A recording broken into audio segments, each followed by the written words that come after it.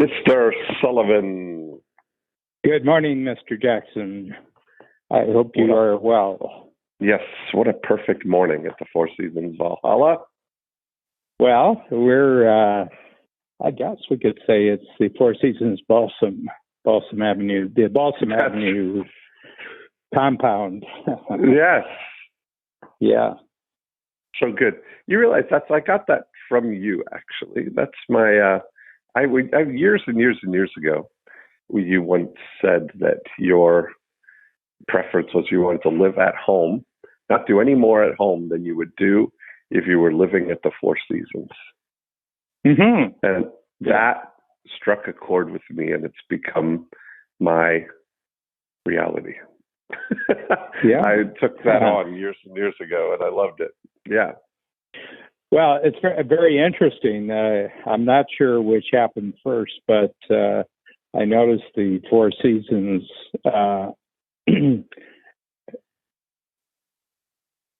they started talking in terms with their ads, the print ads, and it was that you're home away from home. Like they started actually using.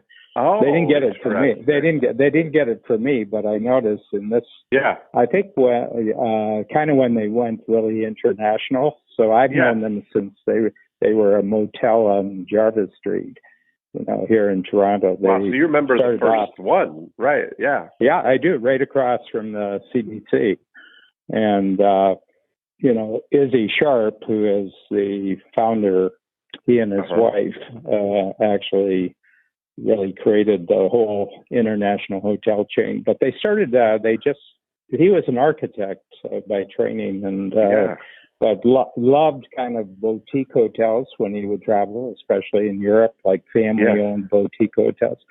So I think he took off a year, went on a field trip for 18 months and stayed in about 30 or 40 small to medium-sized hotels that were owner-operated, and just took notes. He just took hundreds and hundreds of notes of what gave them their very congenial, very home-like feeling. And then he came back and said, I'd like to test this idea out. And, by then he had departed from his architectural business, and he bought this motel, which was really in what you would call the red light district of Toronto. This is where at nighttime it's, kind of a shady part of town.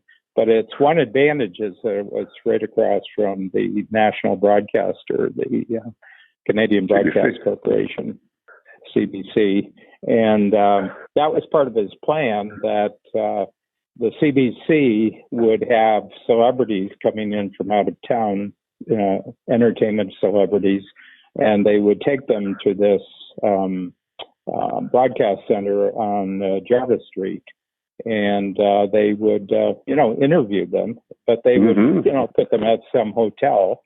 So he said, look, we're creating a really exceptional hotel here. And he had the goods to show by that time.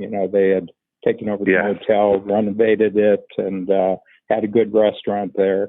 But he said, we've got this one space that I've reserved. And if you want, you can put your recording studio right in the hotel.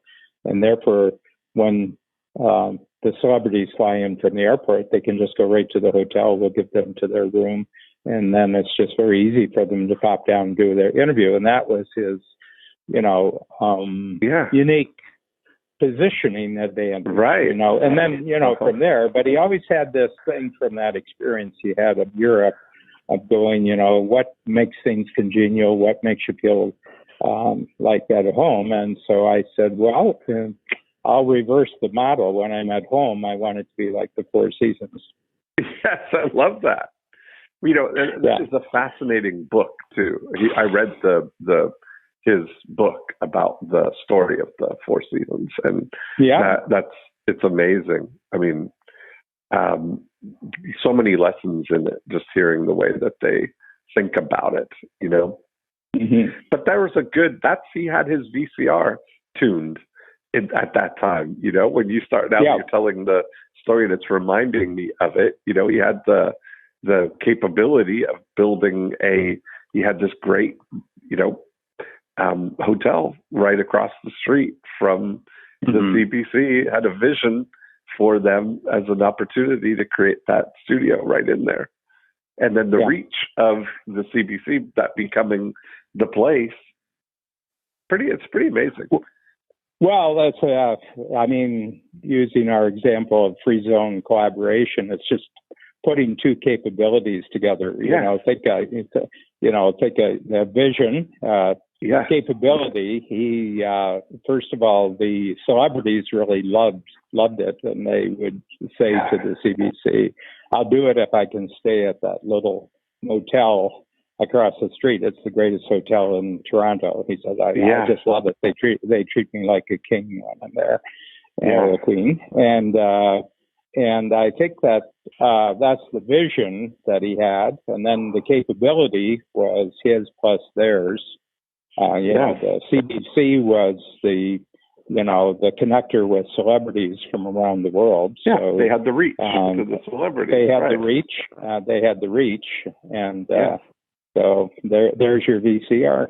Yeah, that's great. So for those of you who don't know, Dean came up with this great three-letter acronym, which I think basically is all you really need to know about being a successful entrepreneur in a world that is now kind of a collaboration between mainland and Cloudlandia, because a hotel is definitely a mainland experience. You know, if you're going to have an experience, a luxury hotel is the way you want to think about your mainland experience. But if you're thinking about Cloudlandia, then you want something that gets you out to the entire world without having to go to the entire world. I love it. Yeah, this was my thesis is that the whole world is now being put through a car wash. Tell me about that.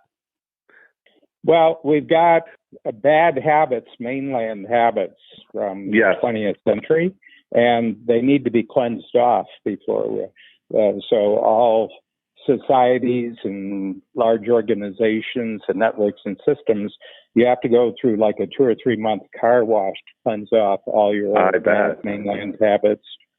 How's that?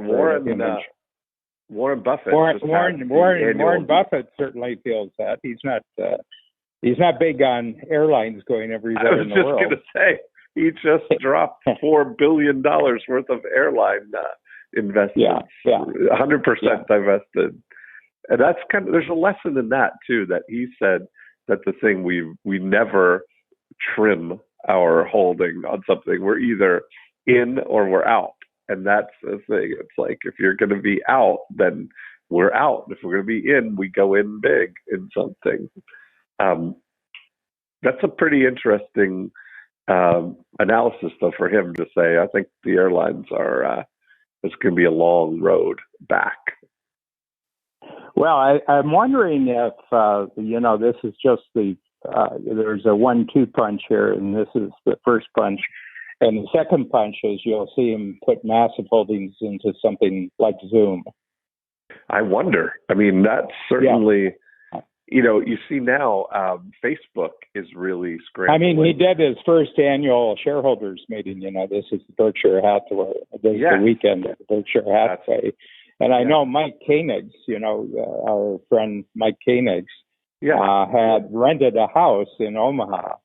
And had 10 people signed up that they were going to go to the Berkshire Hathaway meeting, but they were going to live in style while they were there. Yeah. And the Berkshire Hathaway was not a live meeting, in-person meeting this year. It was a virtual meeting. And I'm just wondering if Mike got his 10 people, but they did it, they did it virtually. Virtually. We'll ask him. Virtually. That's interesting. Yeah. Have you been to an annual meeting there? Have not. No. It's something. I mean, I don't think I would do it unless I was actually invested. Like if I had money in Berkshire Hathaway. But we have. Oh, you don't have any Berkshire Hathaway stock, so that was one of my. Well, you can't go really. I mean, you can't go to the meeting. Right, it's a shareholders meeting. Yeah. that was one of the three stocks that I bought in 1999 when I was making my decision on. I didn't want to learn to be a stock picker. You wanted a who? Yes, this will be interesting to. I don't know that I've ever shared this with you, but I think this is a really good conversation maybe to have right now, because we're, just like you said, we're going through this car wash right now, that we're definitely moving into a new period. And I've been feeling this, thinking about it, that in 1999, it was right on the cusp of the dot-com bust. All the big, the stock market had declined. And I was looking at it that, I wanted to invest in things that I didn't have to think about, in terms of, I didn't want to be a stock picker or learn the stock market. And, we're talking, that was so my thought process was influenced by Warren Buffett. Same thing. The reason that Warren Buffett talked about not investing in tech stocks was because of his preference for a durable advantage, that his preference of saying, I can't tell who's going to win in 25 years in a technology play. But he always said, I know that, men are going to wake up with whiskers in 25 years, and they're going to want to shave them off. And King Gillette is going to be there like he has been since 1850 to help men with that need, right? So that is a durable investment that he can see what's going to happen in 25 years. So that sort of thought. Coca-Cola. Yes, that's exactly it. Coca-Cola. He said, I got a feeling when people are thirsty 25 years from now, Coca-Cola will still be around to quench their thirst. Burlington Railroads. He's heavily in, and he said, I think there's going to be a big need to ship energy. And I don't think the pipelines are going to be enough to get all the gas and oil across the country. So railroads will be the preferred choice. Railroads are much cheaper than truck, and everything like that. So, he's a long,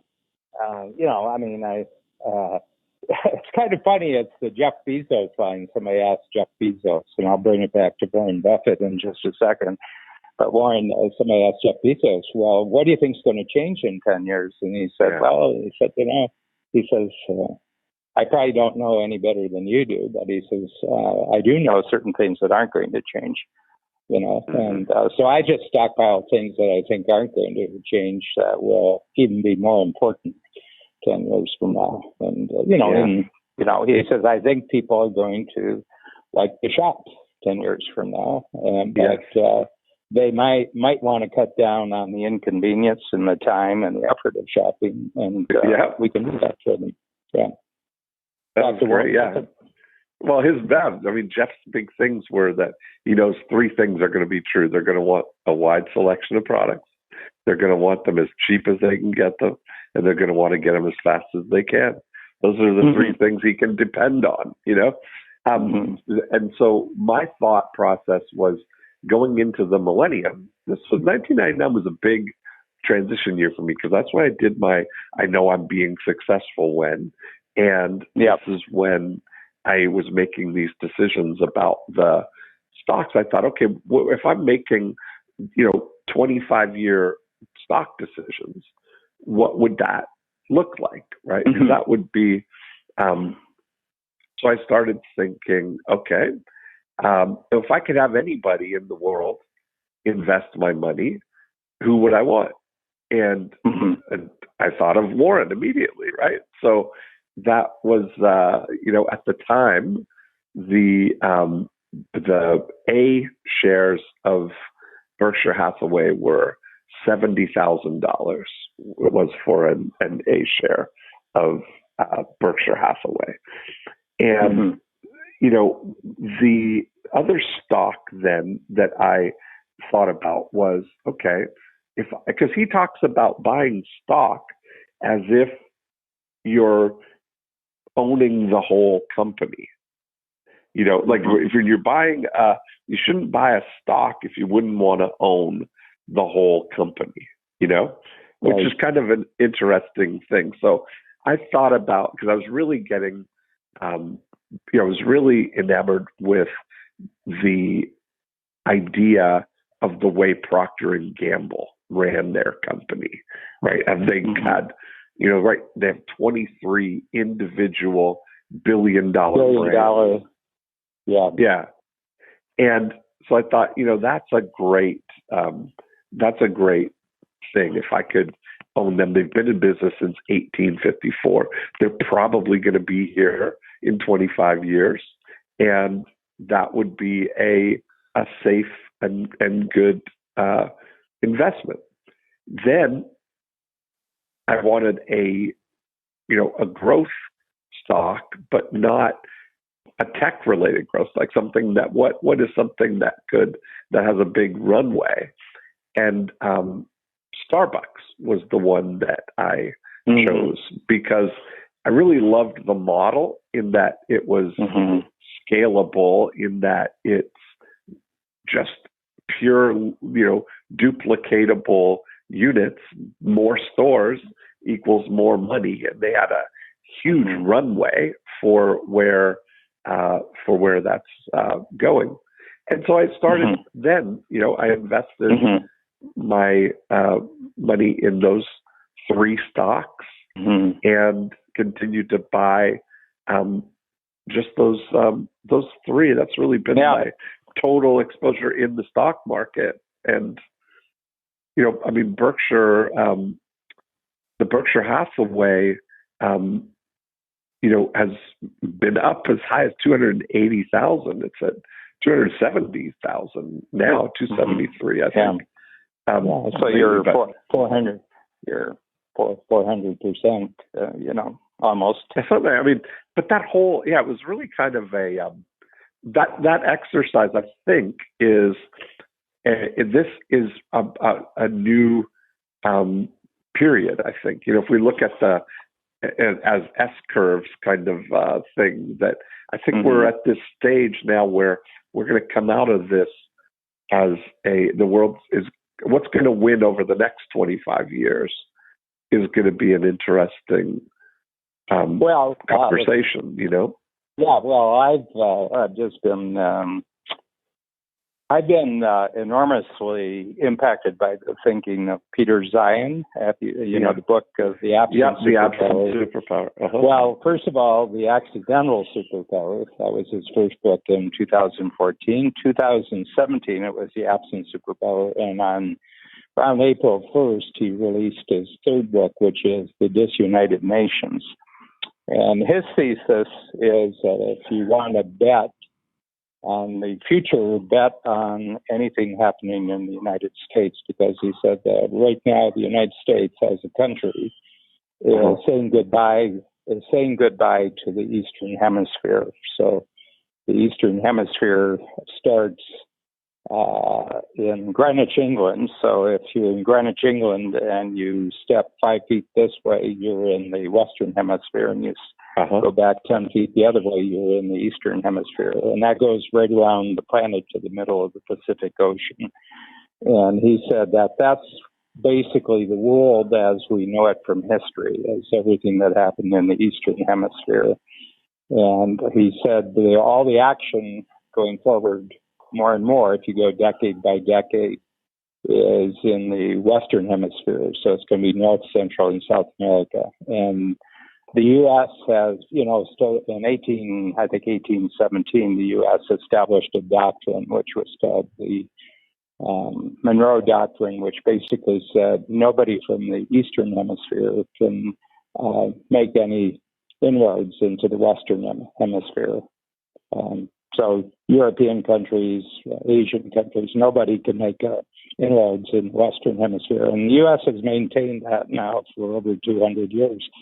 and they'll send and like they'll have watchdogs, and they'll, like the Russians trying to get a footprint in, they try to get in Cuba, and the U.S. almost went to war over it, Yeah. The Germans tried to get involved in South America and Argentina and Mexico in the First and Second World War, and the U.S. chased them out and everything else. But now they're real serious about it. And he said that the basically three countries, Canada, the United States, is the new economic center of the world. And he said all the important supply chains are going to be in a combination of those three countries. And, if you think about the land area, you put Canada, the United States, and Mexico together, it's the biggest integrated economic unit in the world. And, it's about, Canada's pushing 40 million, U.S. is 330 million. I don't know what Mexico is, maybe about 60 million, so it's about 450 million people. And then you have, but this huge land area. But from a security standpoint, they got the Pacific Ocean on the west for thousands of miles, the Atlantic Ocean on the east for thousands of miles, the Arctic on the north. And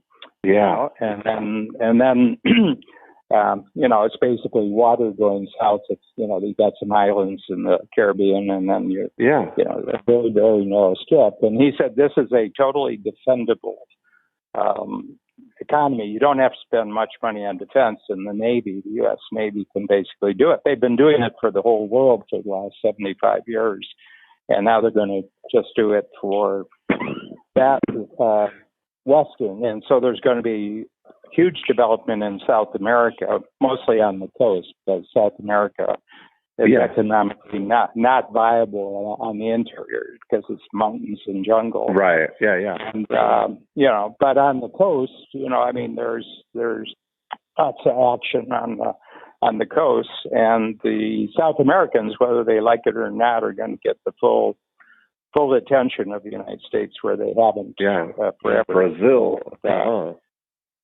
Argentina is actually the powerhouse because they have everything you need for a viable country except good government. And, and they've been able to get away with bad government up for most of the 20th century, but they're probably not going to go in that direction. And then the U.S. will have agreements with other countries. The UK, they'll have agreement with the UK, probably Denmark, Holland, Norway in Europe, and I think the French and the Americans they'll get friendly in a way they've never been. France is really the best situated country in Europe, and then Israel. They'll always have Israel as an ally, and they'll let Iran and Saudi Arabia probably fight it out, and and then in the southeast, they'll have Vietnam as a big U.S. ally, which is when we grew up in the, Right. Well, I was drafted during the Vietnam War, but the Americans, Vietnamese, Australians, New Zealanders, Malay, Indonesia, Philippines, all those, and Japan and Taiwan. And there was shooting between North and South Korea this morning. First time in 35 years there's been shooting across the border. So car wash. But I look at that now, like I see these, and just the way that you're mentioning this, like I've been looking at like what are going to be the meta trends here that are going to be over top of all of this. Like I think that we're certainly this migration to Cloudlandia is certainly something shaping. That Cloudlandia has a bigger future potentially than the mainland right now. Maybe I'm wrong on that, but it feels like that's I think it's the I think what has the constant creative integration between the mainland and Cloudlandia has the biggest investable future. Yeah.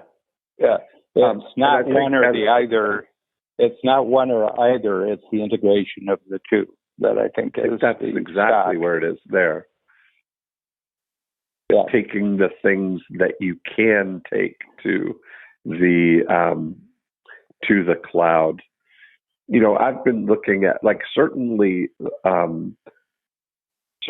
management layers, and even the way it affects mainland businesses. There's a lot that I think isolating the things that can be handled in Cloudlandia and centralizing them compared to duplicating them in regions or something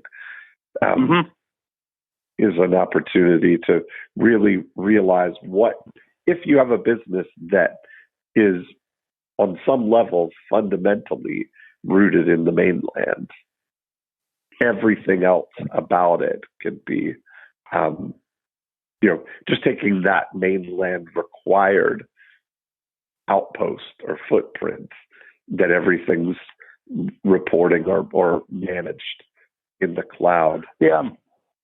Well, it's really interesting because we have a lot of clients from outside of North America. A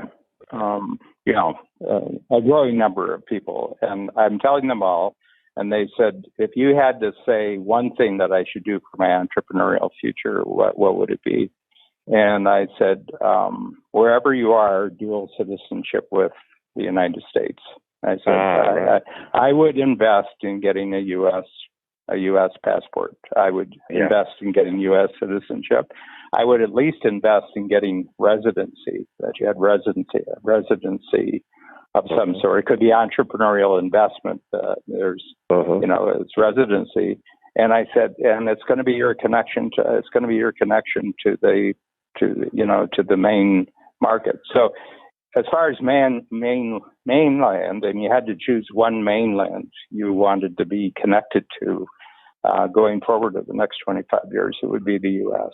Okay. Now it comes with a price. One is that the Americans tax on citizenship; they don't tax on where you are. Right. Yeah. And and people. I mean, I've had Canadian financial advisors say, "You got Canadian citizenship. Why do you hold on to U.S. citizenship? It's costing you this much money every year." And I said, it's an investment. It's not a cost.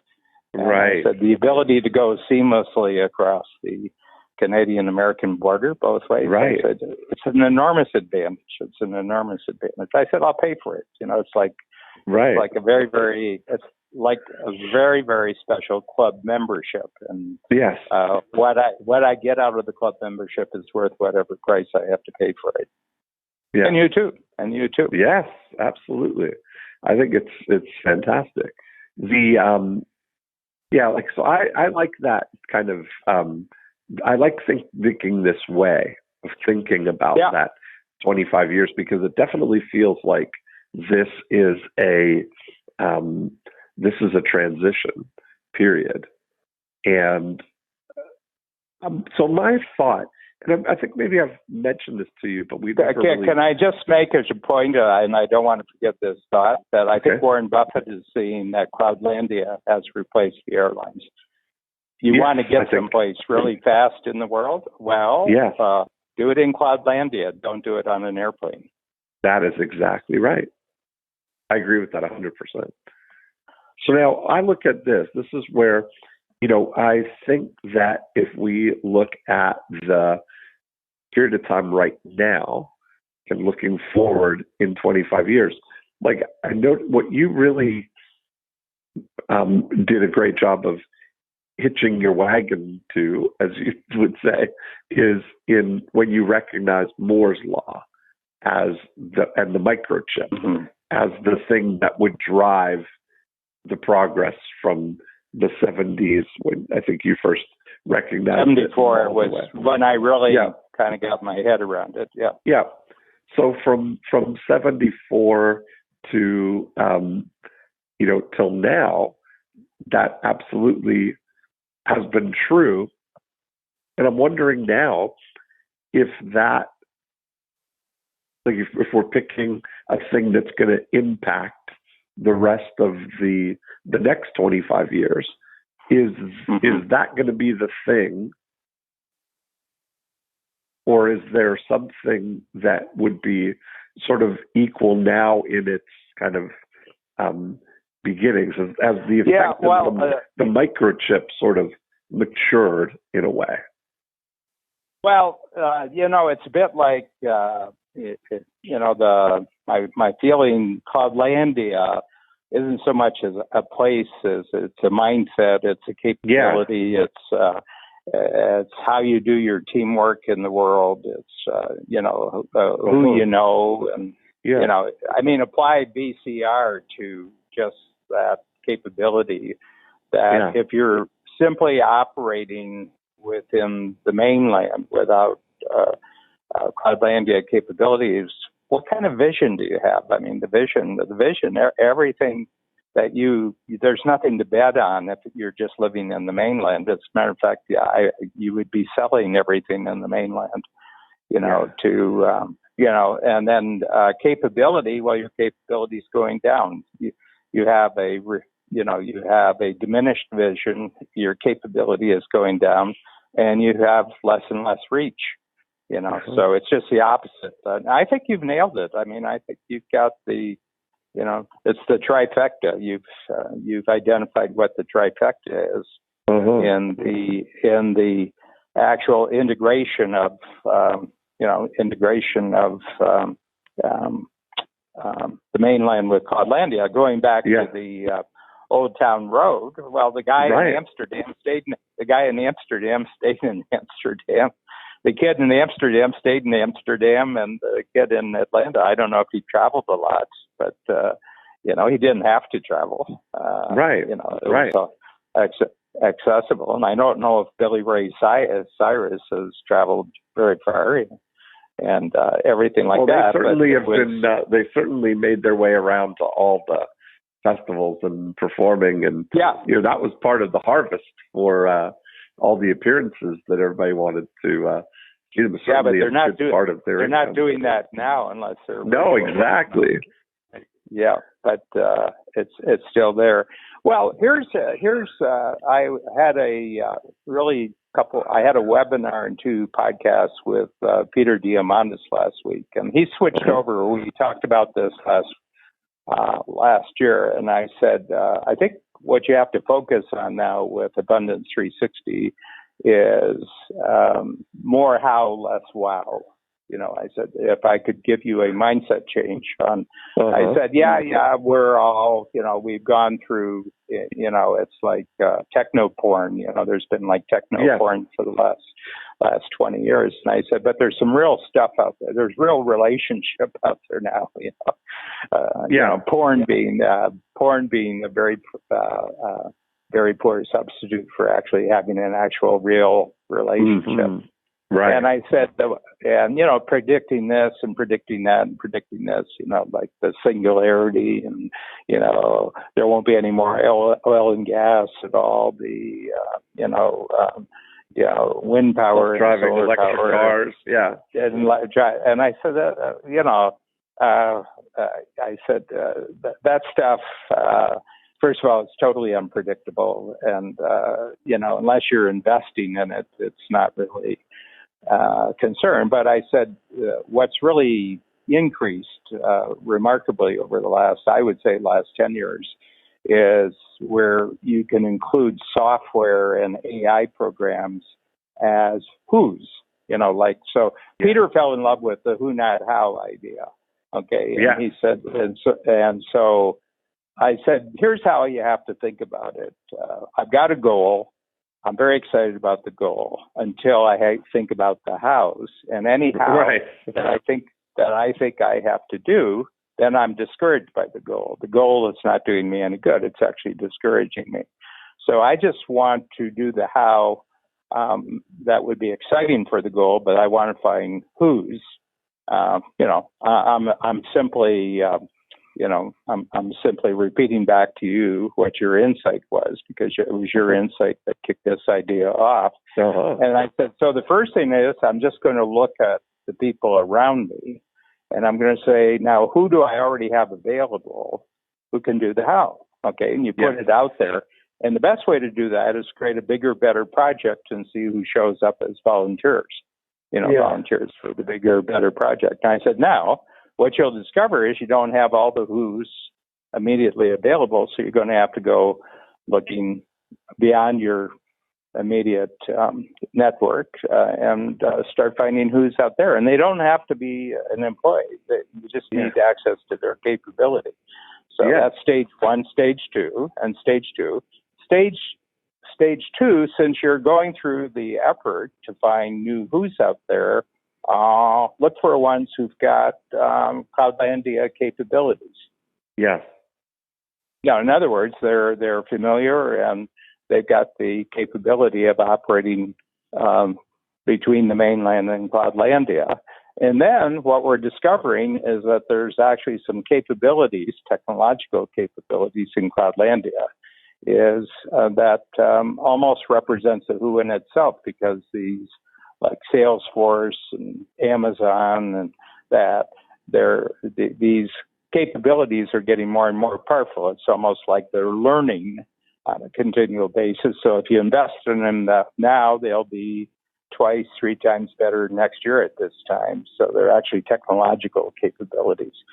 So first of all, you don't do house that you don't like. You find who do that, who you have available. You go beyond who you're available to other people that expand.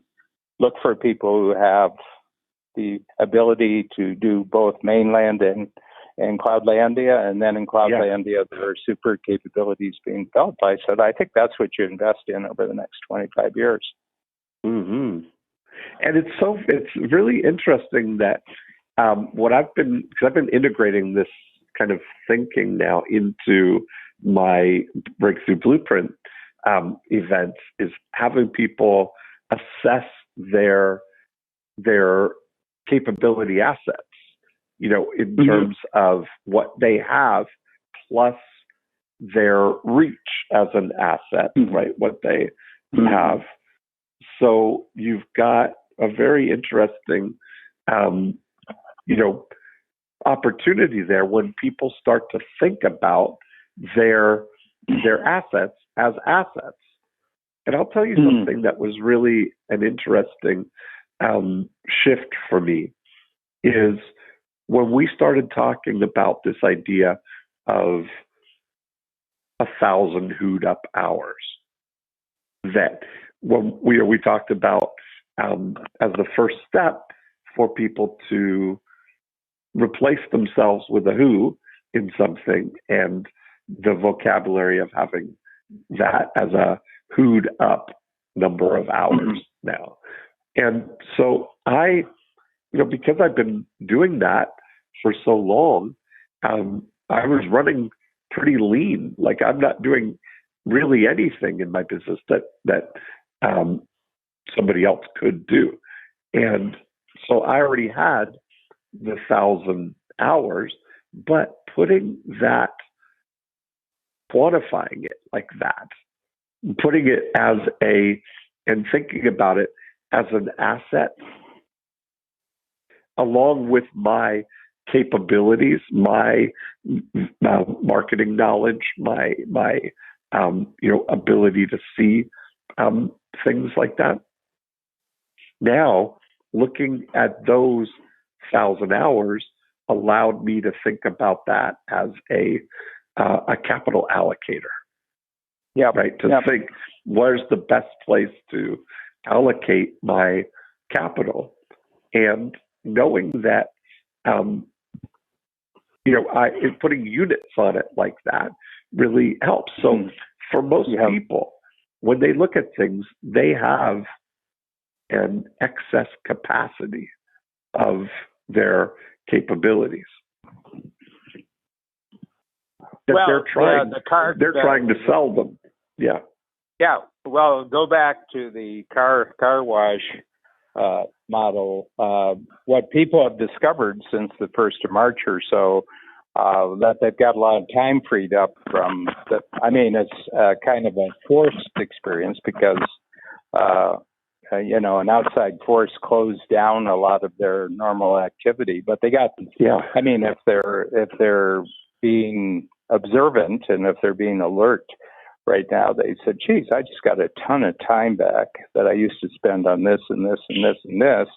And, even if I wanted to spend my time on this and this and this right now, I can't, simply because it's been put off limits. And so how much time did I get back? And I would say on average, people are coming up with 15, 20 hours a week minimum. Yeah. And they've been at it for about 7 weeks, so maybe 100, 150, maybe 200 hours they got back, and said, well, what are you doing with that time now that you got it back? Right. And I would say that their use of it has been largely positive. It's relationships that they have, eating, exercise, clean up, sleep, and everything. So coming out of the scary times, as I put it, there's the old normal gone. We're in the scary times, new normal coming. I bet the productivity gains, let's say, of the American economy coming out is going to be super. That it's going to be a much more productive workforce coming out of the scary times than went into it because of the car wash. Mm-hmm. I think you're right. And I think that people are, I think people are learning to actually to work remotely.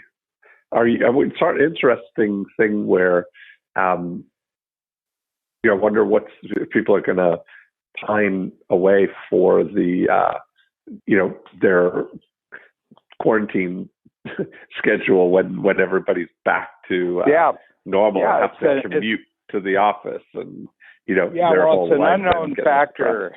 It's an unknown factor for us because the quarter from June till September, we're saying it's going to be virtual, like the workshops, and we're going to a six-hour virtual workshop schedule, and all the workshop dates that are in the schedule are coming back online now. So you'll have your workshop on this day. It'll be 6 hours, and it'll be on Zoom. It'll be that's great. I love that. I wonder it'll be from 9 to you're gonna it'll be from 9 to 9. Yep. Nope. So everything that's already in your schedule holds true. It's just that we can't count on travel and things being back online. So we're simply saying June to September. It's going to be the schedule as normal, but it's going to be Zoom. That's so great. I love that. But then the big question, and it's not known right now, what the stay-at-home part of our workforce is going to be, half and half. It's going to be half and half, and lose some. And to a certain extent, I think everybody's kind of have to design how they would like to go about this. We have to allow people to kind of say, you had the old experience, then you had the unusual experience. For you to meet your goals and be in great teamwork with other people and strategic coach, how do you want to design the go forward period? How do you want to do that? And I think here's our goals. We have to do this and this and this and this. And your skills are crucial to large amounts of that. So how do you want to line it up? So I think that there's a lot of discussion, sort of creative discussion on this. Because I have to tell you, I've been more productive over the last 6 or 7 weeks than I can remember any mainland period of my life. Yeah, me too. I think that's absolutely true. That you're starting to see there's just so much more efficiency in everything. Because all the middle stuff, moving your carcass around is a lot of inefficient time. Yeah, well, it's kind of like the old saying, it's not true anymore, but the old saying that movies are just like real life, except they left the boring parts out, Right. And what And what I noticed over the last 6 or 7 weeks that it's just like in-person teamwork with all the boring stuff, like getting there and wasted time in between, and climbing the stairs, and and everything, it's definitely. I think it's harder to hide in the virtual teamwork world than it is in the in-person teamwork world. I think you're right. Absolutely. Because then the only thing people have evidence of is your output, right? The intake or whatever from the thing. Did he deliver what we needed at the time? Yes. Showing up is not good enough anymore. Right. I think you're right. And being late is painfully more obvious. Yes. Yes, that's true. Yeah. Wow. So I think also your excuses for not showing up on time or showing up at all are drastically reduced. Yes. Now, traffic. Have you had? Traffic. Well, who knows whether that's true or not? What traffic are you talking about here? Internet traffic? What traffic? There's no traffic. That's exactly it. I'll tell you, that's what I have been loving about doing the Breakthrough Blueprints at home, is just literally being at home for every moment of it, except at home, including doing the actual event. But immediately, literally the commute is the 30 seconds it takes to open the door to the studio and sit down, and then we're there. Well, you live in Florida, and Florida has been one of the more enlightened states. I think the governor is pretty enlightened about it, and he understands, first of all, that you have a lot more sunlight than the rest of the world. And but in terms, you're in a golf community, I think, where you are, right? Well, not a golf course community, but I'm in a gated community. Yep.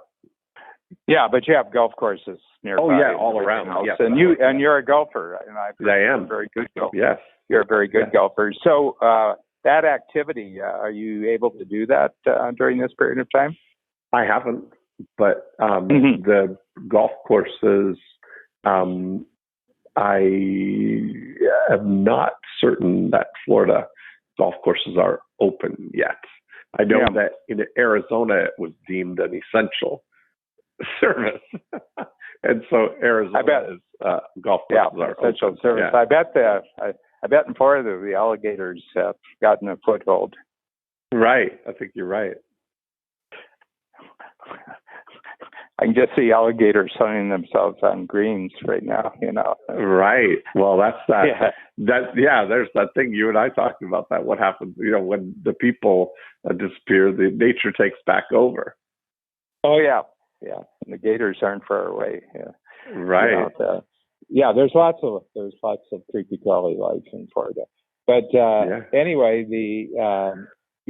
you know what I'm noticing? It must have been like Prohibition days, So it's an amendment to the U.S. Constitution prohibited alcohol. I think it was done 1918, 1919, and that was kind of a century-long political movement to get rid of alcohol. And it was moral, it was religious, it was lots of things. And then it went to 33, so it was about 14 years. And of course, it was a theory that there wasn't going to be any alcohol, but in practice, there actually was enormous amounts of alcohol.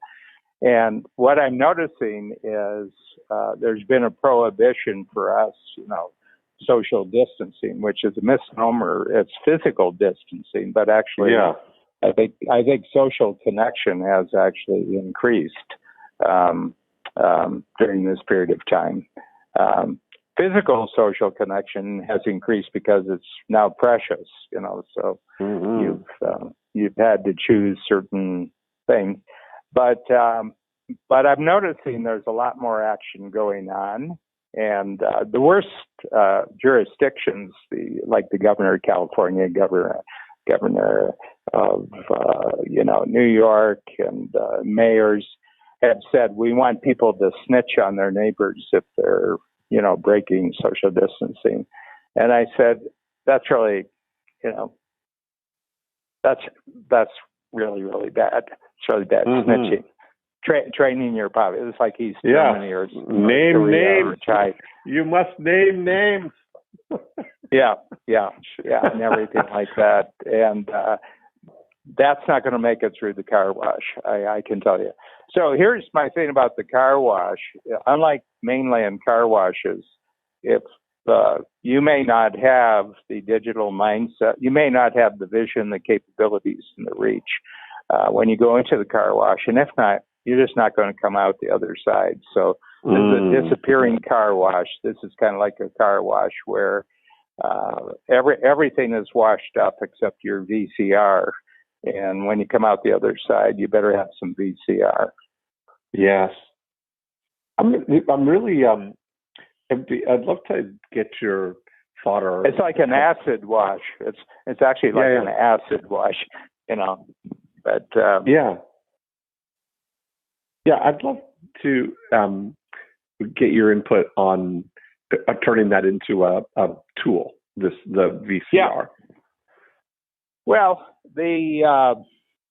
I would simply experiment with it, and what I would do is I'd just do a Zoom call with. I mean, if you want me to try it out, I can try it out with full authorship for you, and I'd get it logged in. I'd actually.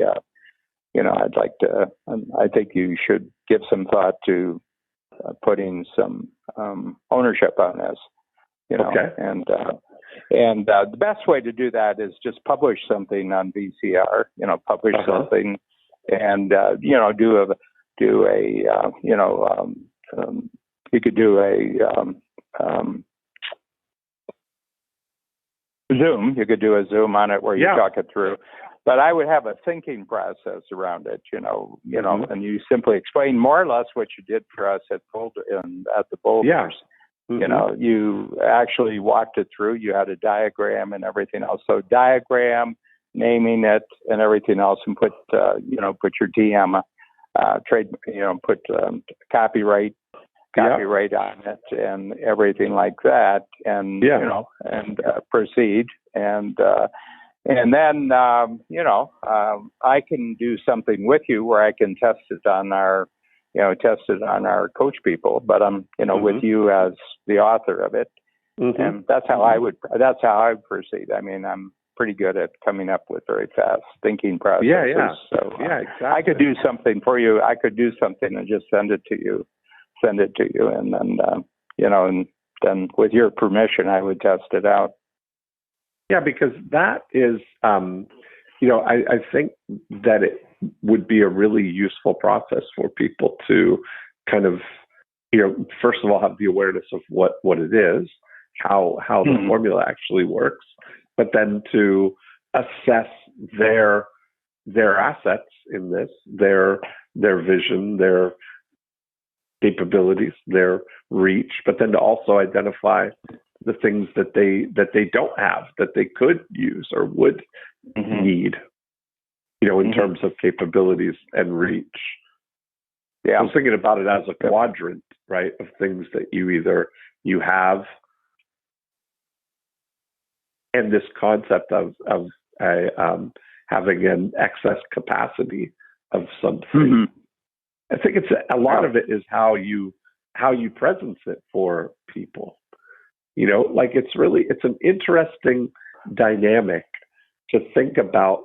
Let's say that a printer has a printing press and they're printing at 60% of capacity. Their current business is running along at 60%.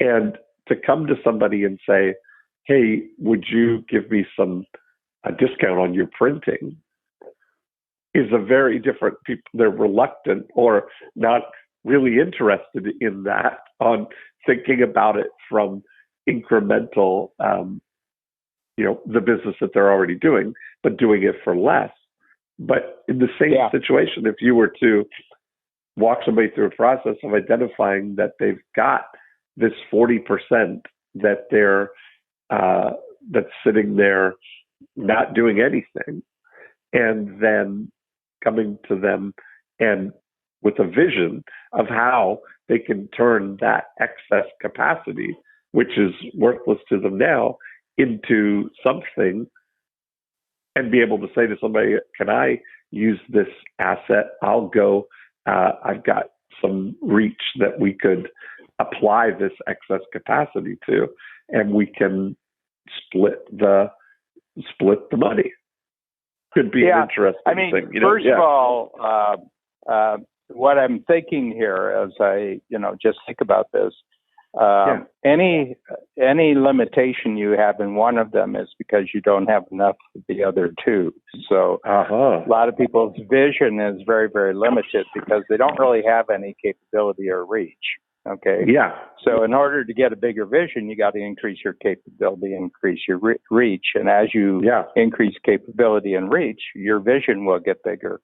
And then you can do the same thing with capability. You don't have much capability. Well, that tells me you don't have much vision or reach. Okay. Yeah. If you don't have reach, it's because you don't have much vision and capability. So I think that's right. The two go together. But you got great stories. You got the Kylie Jenner story. You've got Old Town Road. You've got there's so many. You've got Amazon and Kohl's. And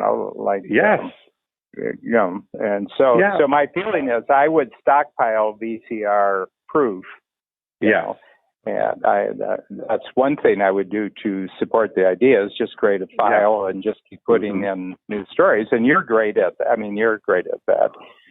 You see, And the big thing is that I think that it's, some of the greatest breakthroughs on this sort of are at the cultural line. People are creating new cultural models.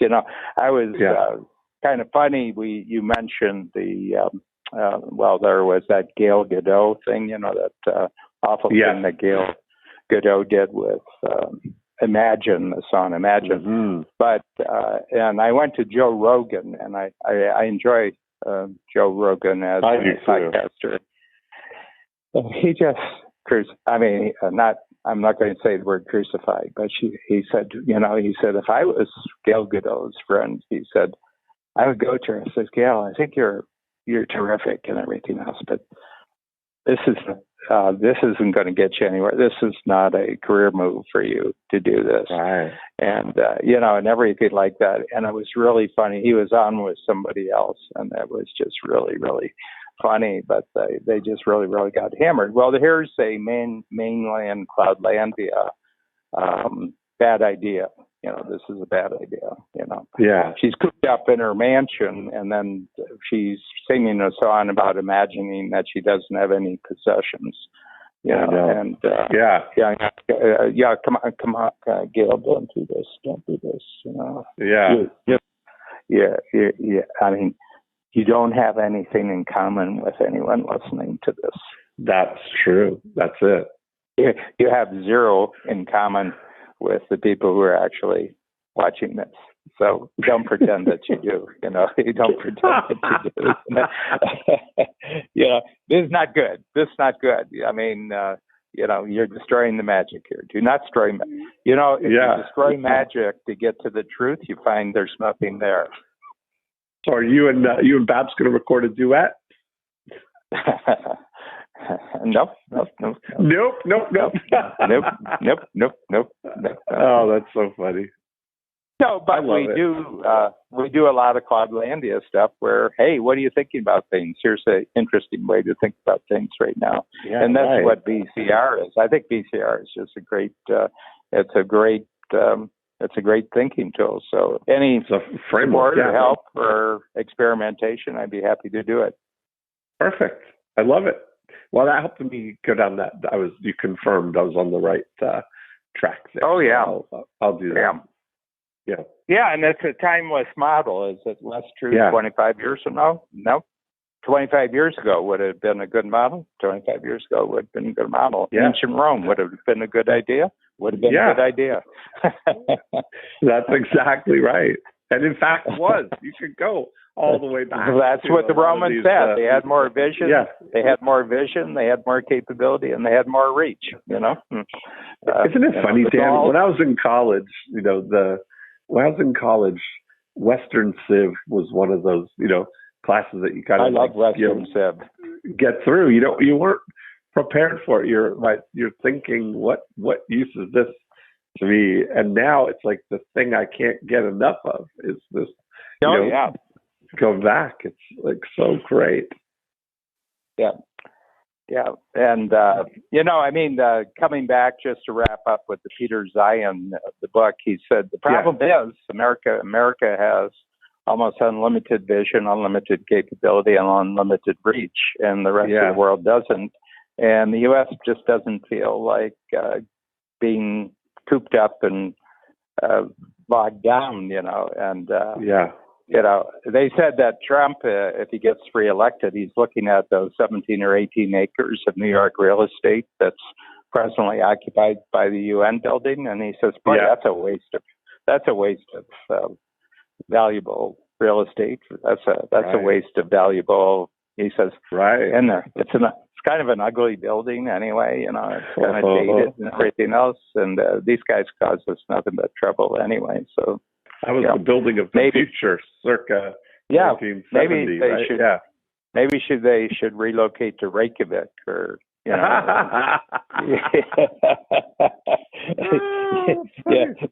Fortress of Solitude. Put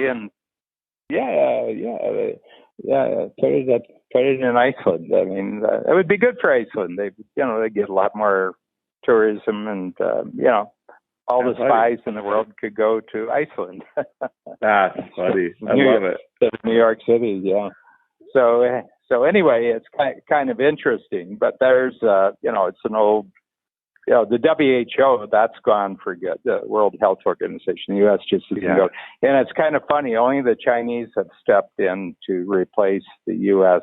funding. The U.S., I think for the rest of the year, it was like 200 million for the World Health Organization. They'd already spent a certain amount, and so they said, "Nah, you guys, you're doing us no good. You're not doing the world any good. You're in bed with the Chinese." And so there was 200 million to be made up, and there's countries that could easily write a check for. Canada could do it. Saudi Arabia could do it. France could do it. Anyway. Nobody else has written a check for them because nobody else thinks they're worth anything either. Yeah, it's an old form. It was necessary for 30 or 40 years, and now it's not. It's not going to make it. It's not going to make it through the car wash. That's it. Well, anyway, Dan, where'd that hour go? I know. I always enjoy it. Yeah. But I'll put something together and send it to you. Just a diagram and how I would approach it. Yeah. Appreciate it. Have a great week. I'll talk to you soon. Bye. Bye.